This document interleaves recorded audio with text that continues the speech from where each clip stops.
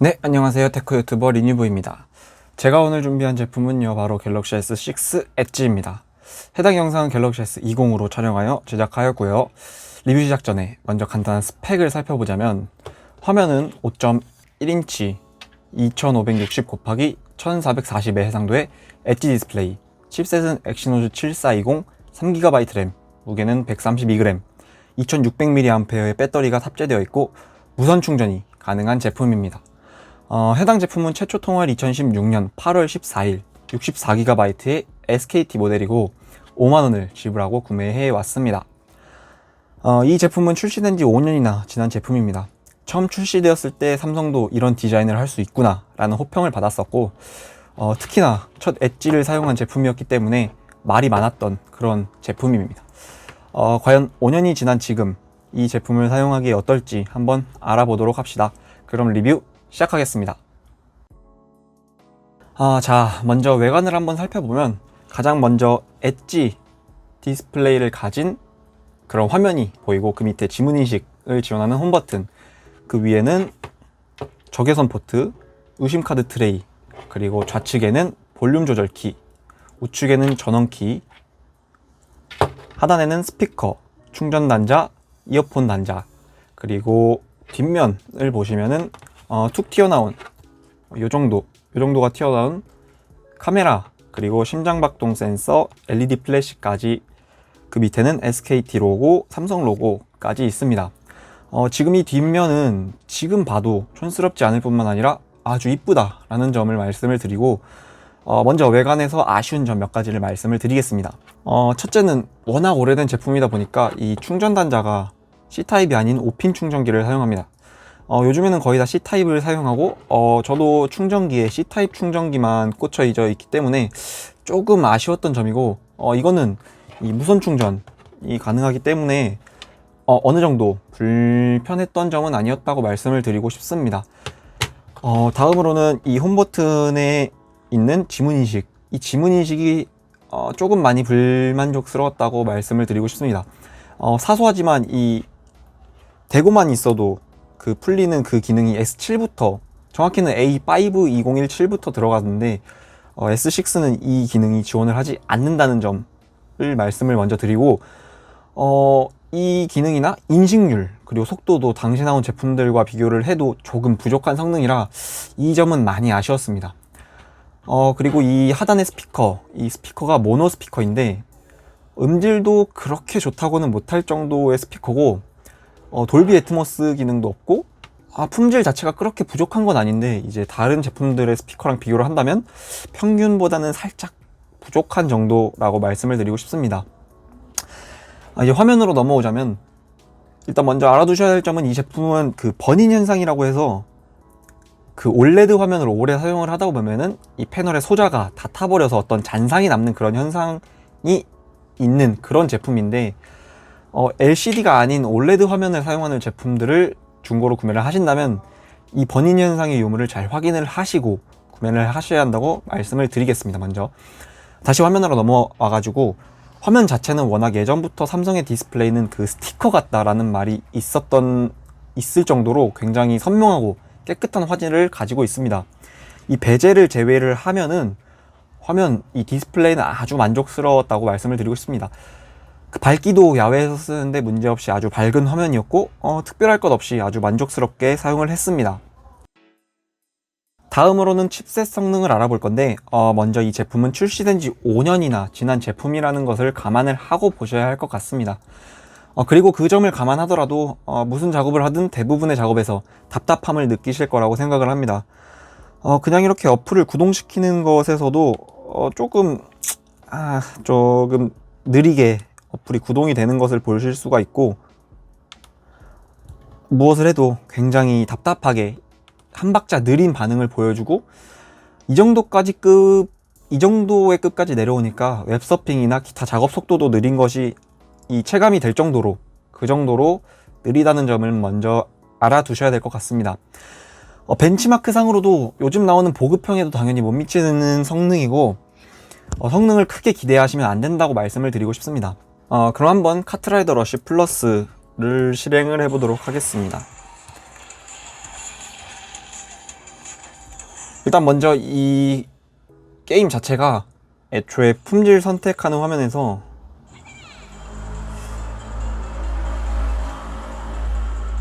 품질을 선택하는 화면에서 고는 선택이 아예 되지 않고 중이나 저 품질로만 가능하다는 점, 그리고 이거를 그래도 고프레임 모드를 켜주시면은 렉이 그렇게 많이 안 걸리고 게임을 하실 수가 있습니다.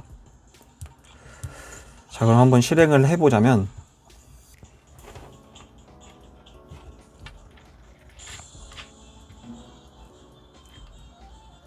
의외로 게임 자체는 잘 되는데 품질이 고프레임으로 굳이 사용을 안 해도 된다고 하시면은 그냥 이걸로 게임을 돌리셔도 문제는 없을 것 같습니다. 그런데 확실히 그 배틀그라운드라든지 좀 3D로 좀 많이 성능을 잡아먹는 그런 게임을 하신다면은 물론 잘 실행이 되지 않는 모습을 보실 수가 있습니다.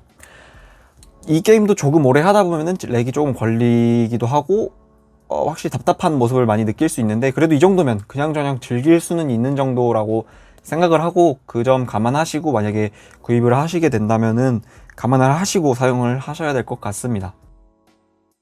다음으로는 램 성능을 볼 건데 확실히 보이는 램 성능도 3GB로 실제 사용하기에는 조금 부족하고 버거운 모습을 보여주었습니다.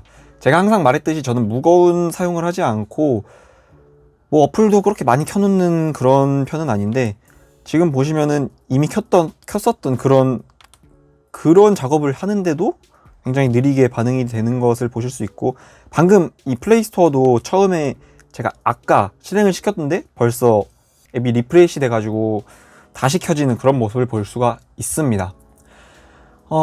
그냥 사용하기에는 확실히 괜찮기는 괜찮은데, 어플을 조금 켜놓다 보면은 앱이 리플래시가 많이 일어나고 그런 점에서는 확실히 불편하다라고 말씀을 드릴 수 있을 것 같습니다. 스로틀링도 굉장히 거슬릴 정도로 그 정도로 일어나서 상당히 아쉬웠다고 말씀을 드리고 싶습니다. 다음은 카메라 성능을 알아볼 건데 일단 품질 자체는 만족스럽지는 못해도 크게 문제가 있는 그런 정도의 사진을 뽑아주진 않는다고 말씀을 드리고 싶습니다. 이 기기가 처음 나왔을 때는 카메라가 상당히 좋다라는 평가가 많이 있었는데, 지금 찍어도 광량이 많을 때는 참 괜찮은 사진이 나옵니다. 그런데 광량이 좀 적거나 하는 환경에서는 야간 모드도 없고 센서도 요즘 나오는 기기들에 비해서 작고 좋지 않은 센서가 들어있기 때문에 아마 그런 환경에서는 만족스러운 사진을 얻기 힘드실 겁니다. 그래도 의외로 아웃포커스 기능이나 슬로우 모션 기능이 들어가 있는데, 이 기능이 의외로 쓸만해가지고 깜짝 놀랐다라고 말씀을 드리고 싶습니다. 마지막으로 배터리를 말씀을 드릴 건데, 이 핸드폰의 배터리가 애초에 2600mAh로 굉장히 작은 용량이 들어있어 크게 기대를 하지 않고 제가 사용을 했습니다. 그런데 기대를 안 하고 사용을 해서 그런지 이 정도면 뭐 나쁘지는 않은 정도의 배터리라고 생각을 하면서 사용을 했습니다. 대충 5시간 정도의 배터리 타임을 보여주는데 넷플릭스 영화 3편을 못 보는 정도, 드라마는 4편을 다 못 보는 그런 정도였습니다. 게임을 하면 이것보다 훨씬 배터리를 적게 사용을 하실 거고, 뭐 그냥 오래된 기기치고 기대를 안 해서 그런지 나름 괜찮게 사용을 한 것 같습니다. 그리고 배터리 용량이 적어서 충전 시간은 굉장히 짧아서 그 점은 오히려 좋게 사용을 했습니다. 다만 처음에 말씀을 드렸다시피 이 5핀 단자를 사용을 하기 때문에 그 점 감안을 하셔야 될 것 같고, 무선 충전 가능하니까 그것도 참고를 하시면 좋을 것 같습니다. 자, 그럼 이제 결론을 내드릴 건데, 그냥 이걸 메인으로 사용을 하시기에는 너무나도 무리가 있습니다. 아마 이 제품을 찾으시는 이유가 크게 2가지가 있을 것 같은데, 첫 번째는 여유 자금이 정말 많이 부족하시다거나, 둘째로는 개인 사정으로 폰이 정말 잠깐만 사용을 할 목적으로 이 폰을 찾으실 것 같습니다. 첫 번째, 그 여유 자금이 없다라는 이유라면 중고폰이지만 이 가격으로 찾을 수 있는 제품이 많지 않을 거라, 그래도 조금만 더 못해도 S8 정도는 가시는 게 맞다고 생각을 합니다. 두 번째 이유, 그 개인적인 사정 때문에 잠깐만 사용할 그런 이유라면 사실 다른 폰을 추천하기에도 애매하긴 한데, 그래서 마지못해 이 폰을 추천을 드리기는 할 것 같습니다. 근데 제가 보기에는 잠깐만이라도 이렇게 안 좋은 폰을 쓰시기보다는 그냥 좀 괜찮은 거 사시고 다시 되파는 게 괜찮지 않나 생각을 합니다. 솔직히 모든 면에서 굉장히 부족한 모습을 보여줍니다. 이 정도 끝까지 내려오면 실사용에서 불편한 점들이 굉장히 많이 느껴지실 겁니다. 그도 그럴 것이 이제 5년이나 지난 제품이라 그걸 감안을 하면 5만원이라는 가격에 이 정도면 나름 괜찮은 정도? 그냥 만족스럽게 쓸 수는 있을 건데 그래도 조금 더 보태서 다른 제품들을 구매를 하는 것이 훨씬 좋은 선택이 아닐까 생각을 합니다. 메인폰으로는 절대로 사용을 하지 마시고 세컨폰도 진짜 통화나 문자 그런 걸 하거나 작업을 별로 안 할 거다 하는 그럴 용도면은 이 가격에 나름 그냥 이 가격이면 나름 괜찮다라고 생각을 할 것 같습니다. 그리고 출시된 지 굉장히 오래된 제품이기 때문에 혹시라도 구매를 하실 거라면 이 제품뿐만 아니라 다른 올레드 패널을 사용한 제품들 구매하실 때도 다시 한번 번인 확인 꼭 하시라고 말씀을 드리고 여기까지 테크 유튜버 리니뷰였고 궁금하신 점 댓글이나 리뷰 요청이나 기타 요청사항도 댓글 남겨주시면 감사하겠습니다. 그럼 빠이.